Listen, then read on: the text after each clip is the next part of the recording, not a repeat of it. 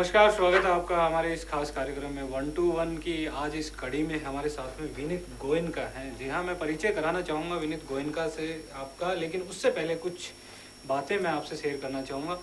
दरअसल आईटी आज हमारे देश में काफ़ी पैर पसार चुकी है, ये कह सकते हैं हम। प्रधानमंत्री नरेंद्र मोदी जब सत्ता में आए थे या जब चुनाव प्रचार चल रहा था, कैंपेनिंग जब चल रही थी, तो एक अहम मुद्दा था ये उनके लिए और उसमें उन्होंने काफ़ी कुछ करके भी दिखाया है। आज हम यहाँ पे जिस मुद्दे पे बातचीत करने वाले हैं, दरअसल परिवहन से जुड़ा हुआ मुद्दा है। वो परिवहन विभाग में जो बदलाव आपको देखने को मिल रहे हैं, हमारे राजस्थान की बात करें या पूरे देश की बात करें, काफ़ी कुछ बदलाव आया है परिवहन विभाग में। उसकी जो सूचना तंत्र है परिवहन विभाग का, वो काफ़ी मजबूत हुआ है और उसको मजबूत करने वाले जो शख्स हैं, विनीत गोयनका हमारे साथ हैं।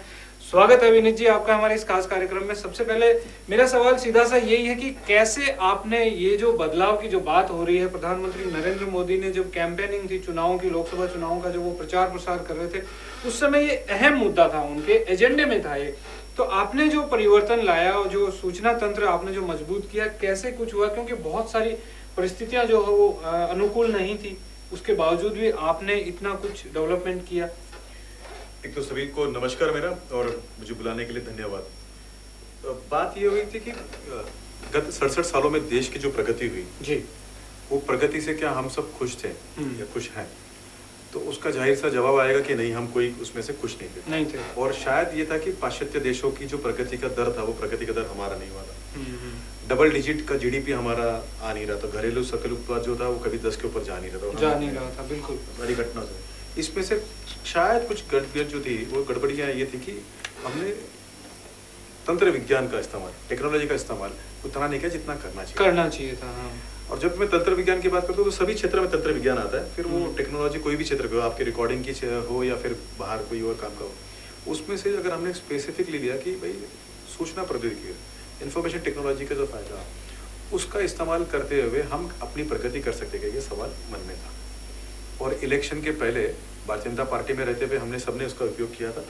और इलेक्शन के बाद में मोदी जी और नितिन गडकरी जी को, इनको सबको लगा कि भाई इसी सूचना प्रौद्योगिकी का, इंफॉर्मेशन टेक्नोलॉजी का इस्तेमाल राष्ट्र के पुनर्निर्माण के लिए किया जाना चाहिए, गवर्नेंस के लिए, शासन व्यवस्था के लिए हम कर सकते हैं क्या। और इस चर्चा के बाद में एक टास्क फोर्स बना। टास्क फोर्स के अंदर मोहनदास पाई, मैं हूँ और अन्य 2 लोग उसके अंदर है। ऐसे ही टास्क फोर्स की रोड जो है, ट्रांसपोर्ट, हाईवे और शिपिंग, सड़क, राज्यमार्ग, वाहन व्यवस्था और पोत जो है, ये 4 विभागों के अंदर ये टास्क फोर्स काम कर रहा था। काम करते समय हमने कहा कि भाई ऐसी कौन सी व्यवस्था, ऐसा कौन सा काम, पॉलिसीज है जो अभी चल रही है, लेकिन अगर उसमें अगर हमने आईटी का इस्तेमाल किया तो वो बेहतर तौर से बेहतर हो सकती है। बिल्कुल। तो हमें एक लाइन का एक इंग्लिश का ऑर्डर आया था सरकार के पास से, लिवरेजिंग इंफॉर्मेशन टेक्नोलॉजी और economy, transparency, speed of big work. तो इसका अर्थ ये निकलता है कि जो उन्होंने कहा था कि भाई इंफॉर्मेशन टेक्नोलॉजी का इस्तेमाल करते हुए इकोनॉमी कैसे बदली जाए, अर्थव्यवस्था कैसे बदली जाए, मेरी लागत कम कैसे है और मेरा व्यय जो हो वो कम हो जाए, आमदनी बढ़ जाए मेरी। हाँ। तो इसको ऑप्टिमाइजेशन भी होता है। तो जो मेरा वेस्टेज है वो कम हो। मैं कम का मतलब ये नहीं कि भाई आपकी पगार रोक के मैं पैसे कमाऊँ, लेकिन आपके साथ में मैं यहाँ अगर बैठा हूँ, अन्य सिर्फ जो यहाँ पे कोई लाइट होगी तो अपने आप को ऐसा सेंसर लग सकता है कि वो लाइट कम हो जाए। हाँ। कोई ऐसा सेंसर लग सकता है कि भाई एयर कंडीशन अपने आप बंद हो जाए, ताकि हम उतनी बिजली बचा सके। तो इसी तरह से ऐसे कुछ चीजें हम लगा सकते हैं क्या रोड में, ट्रांसपोर्ट में, हाईवे में, शिपिंग में, कि इकोनॉमी ऑफ स्केल है। एक दूसरी बात है सरकार में रहते हुए पारदर्शिता, ट्रांसपेरेंसी की बात। तो ट्रांसपेरेंसी को हमने इस तरह से देखा कि भाई भ्रष्टाचार केवल पैसों का भ्रष्टाचार नहीं होता है। भ्रष्टाचार के अलग अलग आयाम है। जहाँ पैसा लिया जाता है उसको हम भ्रष्टाचार कहते हैं, लेकिन इसके अलावा लिंग भेद हो सकता है, वर्ण भेद हो सकता है, भाषा भेद हो सकता है, या फिर कोई धर्म का भेद हो सकता है, प्रांतों का भेद हो सकता है आपस में। बिल्कुल हो सकता है। आपको मेरा चेहरा पसंद ज्यादा आता तो मुझे कार्यक्रम में आपने बुला लिया, फला का चेहरा आपको नहीं आएगा तो आप ठीक से शायद नहीं लेंगे, काम ही नहीं करेंगे। तो ये जो है इसको हम क्या कहेंगे, ये भी तो भ्रष्टाचार ही है एक तरह से। बात है। कोई आर्थिक भ्रष्टाचार हो सकता है, कोई बौद्धिक हो सकता है, कोई धार्मिक हो सकता है। तो उसको एक शब्द में ट्रांसपेरेंसी के अंदर अकाउंटेबिलिटी आ जाती है कि भाई हमने जो काम किया तो उसके लिए इंफॉर्मेशन टेक्नोलॉजी का कैसा इस्तेमाल है। और इस तरह से ये पूरा टास्क फोर्स बना। टास्क फोर्स ने हिंदुस्तान के सभी कोने में जाके आपके सामने सबसे बड़ी चुनौती कौन सी थी? क्योंकि एक नए तरीके से आपने सब कुछ डेवलप करना था, तो जाहिर सी बात है कि चुनौतियां तो बहुत सारी होंगी, लेकिन शुरुआत जो है वो कैसे? ये बड़ा अच्छा और गंभीर प्रश्न आपने सामने रखा और कई बार शर्म भी आती है इसका जवाब देते हुए। शर्म आने के कारण ये है कि कई बार जब टास्क फोर्स बनाया जाता है कोई भी चीज का, तो ऐसा होता है कि टास्क फोर्स को उस चीज का बहुत ज्यादा ज्ञान होता है। मेरा सवाल ये इसलिए भी था क्योंकि हम 21वीं शताब्दी में कदम मैं रख चुके, उसके बावजूद भी हाँ। तो मुझे और मैं शर्म जो आ रही है वो मुझे आ रही थी। मतलब मैं आपको कह रहा कि हाँ हमें नहीं, तो मुझे जो ऐसा हुआ कि कई बार ऐसा होता है कि टास्क फोर्स जो है विशेषज्ञों का होता है और उनको सब कुछ पता होता है, सामान्य जनता को पता नहीं होगा, अधिकारियों को पता नहीं होगा, ऐसा माना जाता है। अब जब ये इंफॉर्मेशन का टास्क फोर्स बना, आईटी का टास्क फोर्स बना, तो हम तो 2015 में बैठे हुए थे और भारत के जो अधिकारी हैं, विशेष करके जो नौकरशाह है, टेक्नोक्रेट्स है और यंग जो क्राउड है, इन सब का टेक्नोलॉजी का इस्तेमाल करने का स्तर हम सबसे अच्छा था। बिल्कुल। अब ये हुआ कि जहाँ अगर कुछ नहीं होता और आपको जाके अगर वहाँ सलाह देना होता है तो बड़ा आसान होता है कि भाई ये फला चीज़ नहीं, आप सलाह दे दिए। जब हम पढ़ाई करने जाते हमने देखा कि अनेक जगह पे हमसे भी अच्छी बातें हो रही थी, तो गैप कहाँ तक, डिलीवरी क्यों नहीं आ रही थी, उसके पहले कि सरकारें डिलीवरी क्यों नहीं कर पा रही थी। तो उसका एक कारण क्या था कि शायद हम लोगों ने अपने आप के सामने एक पर्दा डाल दिया था कि मुझे सब कुछ आता है। और अनेक बार नौकरशाह, इंजीनियर और वहाँ का जो इलेक्टेड रिप्रेजेंटेटिव होगा वो मिलके अपनी ही बुद्धि से काम करने की कोशिश करते हैं। अब उसकी बुद्धि विनीत गोयनका से ज़्यादा हो सकती है, लेकिन ज़रूरी है कि वो इस समय के वर्तमान में अवेलेबल टेक्नोलॉजी से अच्छी होगी। तो हमने IT फॉर परिवहन करके एक मुहिम पूरे देश भर में चलाई, #IT फॉर परिवहन। और हमने जाके देशवासियों से कहा कि देखिए, हमें कहीं पे भी कोई गलत फहमी नहीं है कि हमको सबसे ज़्यादा आता है या हमें कोई बुद्धि है। तो हमने कहा कि आप अपने सुझाव जो होगा, एक सामान्य कॉलेज का लड़का भी जब भी प्रवास करता है रास्ते में, तो उसके मन में कई बार कल्पनाएं आती है कि ऐसा होता तो आराम से हाँ, सर हो जाता है, ये जो सवाल है उसका हल मिल जाता है, ये ब्यूरोक्रेट क्या कर रहे हैं, ये टेक्नोक्रेट क्या कर रहे हैं, पॉलिटिशियंस क्या कर रहे हैं। तो हमने उसको कहा कि भाई हम सुनने के लिए तैयार हैं। हमने सबसे पहले जाके लोगों को कहा कि हमको नहीं आता है, आप बताएं। और लोगों ने हमको सुझाव दिए। IT फॉर परिवहन के नीचे ऑडिटेड रिपोर्ट है, 40,000 सुझाव हमको मिले। 40,000 में से 31,000 सुझाव जो है वो आप और मेरे जैसे लोग सामान्य जैसे लिखते हैं कि भाई साहब ये क्यों नहीं करते, वो क्यों नहीं करते। वो सारी बातें हैं कि जो हमने भी सुना हुआ था, पढ़ा हुआ था, देखा हुआ था और ये हो रहा था। 892 ऐसे सुझाव है कि जो मैंने जिंदगी में पहली बार पढ़े थे। अच्छा। मेरे जीवन काल में मैंने ऐसा कोई सोल्यूशन देखा नहीं था। उसमें हमने आपस में बात की, मोहन दास भाई थे और बाकी जो मेंबर हमने बैठे, उसमें से 5 ऐसी कल्पनाएं थी कि जो मेरी कल्पना में आज भी कल्पना से परे है। हमने क्या किया, इन कल्पनाओं को, इन सजेशंस को लेके उनसे, उन लोगों से बात की और उसके बाद में टास्क फोर्स रिपोर्ट में हमने डाला। अच्छा। तो इस टास्क फोर्स का बाकी टास्क फोर्स से जो फर्क ये है कि ये टास्क फोर्स केवल अपने बुद्धि से, अपने ज्ञान से और अपने अनुभव से लिखे हुए एग्जाम्पल्स से टास्क फोर्स का रिपोर्ट नहीं बना है। तो टास्क फोर्स का रिपोर्ट के अंदर कई लोगों ने मेहनत की, यानी अपॉइंटमेंट हम 5 का हुआ होगा, पत्र हमको मिला होगा, लेकिन ये जो 892 जो लोग हैं, इनका योगदान हमसे ज़्यादा था। अच्छा। और इसके कारण क्या हुआ कि ये टास्क फोर्स कलेक्टिव विजडम का टास्क फोर्स है, सामूहिक सोच का एक पेपर तैयार हुआ। और जब ये बना तो किसी का इसके अंदर आक्षेप ही नहीं था। जो आपने आपने डोजियर एक तरह से अपन कह सकते हैं, वो जो तैयार हुआ 892 जो सुझाव आपको मिले थे वो, और आपके खुद के जो सुझाव थे, तो आपके सामने एक प्लेटफॉर्म एक तरह से तैयार हो गया था। तो क्या आपकी आगे की योजना बनेगी, क्या कुछ चेंज आना चाहिए, किस तरीके से आना चाहिए? तो हमें जो सुझाव मिले उसके बाद उसके ऊपर डिले, एक चीज़ होती है कि एक तो हम साइट पे जाते थे। जैसे मैं मेघालय में एक ऐसे जगह पे गया था जो बांग्लादेश और भारत का बॉर्डर है, और वो दुर्गम क्षेत्र में ऐसे कि जहाँ पे मोबाइल काम नहीं करता है, और 10 वर्कर कर काम करते तो पीछे 20 पुलिस वाले गन लेके खड़े थे, क्योंकि वहाँ वातावरण बड़ा तंग है थोड़ा सा। हाँ। या फिर मैं ऐसे क्षेत्र में काम देखने के लिए गया था कोचिन में, जहाँ पोर्ट के अंदर क्लाइमेटिक कंडीशंस ठीक नहीं है। तो ऐसे हमने सारे चैलेंजेस देखे। तो एक डीप डाइव स्टडी हुई। डीप डाइव स्टडी के नीचे हम वहाँ साइट पे जाते थे। मेरे ख्याल से पहला टास्क फोर्स है जो एक्चुअली साइट पे जाके स्टडी करके आता था। तो जैसे मैं चेन्नई पोर्ट गया हूँ, एक मोर के अंदर मैं हाई सी के अंदर जाने का मुझे मौका मिला कि सी में अंदर जाके देखना कि पोर्ट कैसे काम करता है। या फिर आगरा और हाथरस के बीच में वहाँ एक रोड बन रहा था, उस कंस्ट्रक्शन साइट पे जाके वहाँ पे क्या दिक्कतें हैं वो देखने का मौका मिला। तो एक तो डीप डाइव स्टडी हमने की इसके अंदर, दूसरा हमने क्या किया, जो सजेशंस लाए, और तीसरा हमें जो इस समय पे वहाँ पे ब्यूरोक्रेसी का जो सपोर्ट मिला, मुझे नहीं लगता कि आज़ाद हिंदुस्तान में ब्यूरोक्रेसी ने कहीं भी इतना बढ़िया सपोर्ट ऐसे किया। और सबसे बढ़िया बात है कि मंत्री जी खुद समय देते थे।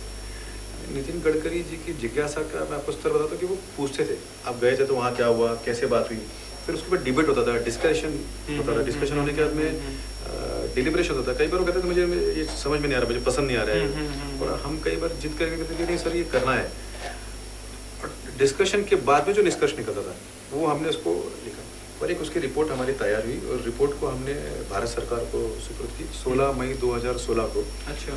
बड़े कार्यक्रम में दिल्ली में मंत्री जी ने उसका उद्घाटन भी किया, और बड़ी खुशी की बात है कि हमारी पूरी रिपोर्ट उन्होंने एक्सेप्ट की, और उसके बाद इम्प्लीमेंटेशन भी चालू हो रहा है। मुझे आपको ये बताते हुए बड़ी खुशी हो रही कि जयपुर तो बड़ा उसमें लाभान्वित क्षेत्र है। दिल्ली जयपुर का जो रास्ता है वो सबसे पहला ई टैग क्षेत्र है, जिसके अंदर आपको टोल तो भरना है, लेकिन टोल भरने के लिए वहाँ रुकना नहीं पड़ेगा, ई टैगिंग होगा। तो इस तरह से कई सारे काम इस क्षेत्र में हो रहे हैं। हाँ, वही उसी पे आना चाह रहा था मैं कि आपने इतना कुछ किया, तो आज अगर मैं बदलाव की बात करूं तो कौन सा बदलाव, मतलब मुझे नजर नहीं आ रहा है इस क्षेत्र में कौन सा बदलाव आप लोगों ने किया है। देखिए कैसा होता है कि किसी का बालक अगर समझो 5 साल का होता है, और अगर आप 5 साल बाद में उसको मिलने आओ तो आप कहते हैं कि अरे तो इतना छोटा था, इतना बड़ा हो गया। समय का ख्याल होता है तो 5 साल के तो उसकी हाइट बॉडी बदल जाती है। लेकिन अगर आपका खुद का बेटा अगर रोज स्कूल जाके वापस आता है तो हम कई बार बोलते हैं कि ये तो सुबह गया था उतना ही साइज का है, इसमें क्या बदलाव आया। लेकिन स्कूल में जो शिक्षक होता है उसके अंदर जो बुद्धि का बदलाव आता है उसको कोई फिजिकली शायद नहीं देख सकता, लेकिन उसका क्वांटम चेंज तो आया होता है। उसी तरह से जो मूलभूत चेंजेस, फंडामेंटल चेंजेस जो मोदी जी करा रहे हैं, जो गडकरी जी ने कराया है सिस्टम में, वो शायद आप तुरंत आज नहीं दिख पाओगे। लेकिन जिसमें आपको उदाहरण दूं कि टेंडर पहले निकलते थे, टेंडर कब निकलते थे और कब वो टेंडर एलोकेट होते थे और कब टेंडर बंद हो जाते थे, ये शायद सामान्य जनता को पता नहीं पता चलता। अब अगर आप जाके देखोगे तो ये ई टेंडर होता है, और ई टेंडर केवल नहीं होता है, ये सबको दिखता है, सबको पता है। तो आपको भी पता है, मुझे भी पता है, और कोई भी आप जाके देख सके किसने क्या रुपया उसके अंदर लगाया है, कितना उसके अंदर दाम उसने बोला हुआ है। खास करके अगर मैं सड़क परिवहन विभाग की बात करूँ तो उसमें इनाम प्रो नाम का एक हमने सिस्टम देखने जैसा है। इसके अंदर कॉन्ट्रैक्टर जो था पहले, तो समझो एक सड़क बन रही है जयपुर से झुंझुनू, तो उसका सीमेंट का प्रोक्योरमेंट जो होता था वो शायद आंध्र प्रदेश के कोई सीमेंट फैक्ट्री से होता था। एक बार के लिए तय करें कि कोई करप्शन नहीं है, तब भी उसका ट्रांसपोर्टेशन का खर्चा इतना बड़ा होगा। और यहाँ पे हिमाचल में बादी में वो सीमेंट बन रही थी, वो चल के जाती थी तमिलनाडु में। तो हमने इनाम प्रो की तरह सोर्सिंग का जो काम किया कि अब वो कॉन्ट्रैक्टर उस पोर्टल के थ्रू माल खरीदता है, अपने रेट से खरीदता है, अपने उधर। तो वो कहेगा कि भाई मुझे योगेश जी से खरीदना है, तो कोई बात नहीं, हम कोई उसमें क्राइटेरिया रखेगा, आप योगेश जी को रजिस्टर करा दीजिए और आप क्या माल खरीदे बता दीजिए। और आपको जितने भी सीमेंट सेलर्स हैं उनकी पोजीशन की कितने कौन से गोडाउन में कितना माल पड़ा और क्या रेट में पड़ा ये मिलता है। तो कॉन्ट्रैक्टर खुद जो है वो अच्छा रेट इसको मिल जाता है, तो उसका फ़ायदा कॉन्ट्रैक्टर को हो, तो कॉन्ट्रैक्टर नेचुरली जो है वो प्रोजेक्ट यूनिट्स को पास ऑन कर दे। तो इस तरह से पारदर्शिता हमारी इसमें आई है। तो वो लड़का 6 महीने पढ़ने के बाद में आपको शायद ध्यान में नहीं आ रहा होगा, लेकिन जब वो परीक्षा देके जब सर्टिफिकेट आएगा तब पता चलेगा कि लड़का हमारा जो है स्मार्ट बन के बाहर आया है। चलिए, उम्मीद हम यही करते हैं कि ऐसा कुछ बदलाव बहुत जल्द देखने को मिले। ई टैगिंग की बात कर रहे थे आप, जयपुर दिल्ली जो हाईवे है उस पर किस तरीके से वो टेक्नोलॉजी काम करेगी, क्योंकि आम आदमी देखिए जाहिर सी बात है उनको शायद सबको नहीं पता है इस बारे में अभी तक। अगर आपने नितिन गडकरी जी का पिछला 2-4-5 महीने का जो जब भी वो राजस्थान है उसका प्रवास आपने देखा, या उन्होंने जब भी राजस्थान के बारे में कहा अगर सुना हो, और वसुंधरा जी का भी जो काम है, ये एक अच्छी बात है कि इन दोनों के जो बहुत अच्छी समझदारी और मेलजोल है उसके कारण, तो लोगों को टोल भरते समय 2 दुख होता है। एक दुख होता है कि मैं टोल भर रहा हूँ, पैसा जा रहा है मेरा। दूसरा दुख होता है कि मेरे को आप रुका क्यों रहे। तो कई बार लोग बोलते हैं कि साहब आप जो भी 10 रुपया 20 रुपया 25 रुपया जो मेरे से टोल ले रहे हो वो तो एक है। दूसरा है कि आप मुझे रोकते क्यों, आपको लेना एक साथ में मेरे साथ में ले लीजिए, कुछ ऐसा तरीका करिए। तो हमने कहा कि इस प्रॉब्लम को हम दो भाग में बांटेंगे। एक भाग है कि आपसे टोल लेना कि नहीं लेना, ये सरकारी व्यवस्था का विषय है, वो पॉलिसी मैटर है जिसमें मैं नहीं घुसना चाहूंगा। लेकिन दूसरी बात है कि लेने की व्यवस्था जो है, क्या हम इसको इलेक्ट्रॉनिकली ऐसा करें, उसको सरल बनाया जा सकता है। तो आप अपनी गाड़ी अपनी स्पीड में चलाते जाएंगे, आप लेन में हो 40 की स्पीड आपकी, 60 की स्पीड है, 80 की स्पीड है, जो भी आपका परमिटेड स्पीड है उस स्पीड में आप चलते जाइए और अपने आप आपका पैसा कट जाएगा। इससे कम से कम आप टोल प्लाजा पे रुकोगे नहीं। और इसका कई फायदा होता है। फायदा नंबर 1 कि आपका समय बचता है, समय बचता है वाहन चालक का समय। फायदा नंबर 2 ये है कि जो कॉन्ट्रैक्टर था उसका भी ये तकलीफ नहीं है कि उसकी टीम में किसी ने चोरी या उसमें से कोई कम ज़्यादा किया, गड़बड़ की। तीसरा बात है कि सरकारी ट्रेजरी में वो पैसा उसी समय पे आ जाता है। तो ये एक बात है। किसी भी आदमी का ध्यान एक बात पे नहीं गई जो टास्क फोर्स के ध्यान में आई थी और हमें बहुत बुरा लगा कि इस टोल प्लाजा पे जो लड़का टोल जमा करता है उसको टोल कलेक्टर बोलते हैं, टीसी कहा जाता है। 8 घंटे की अपनी नौकरी में उसको सिर्फ एक ही काम वो करता है, वो है कि नीचे छुप के वो टोल देता रहता है।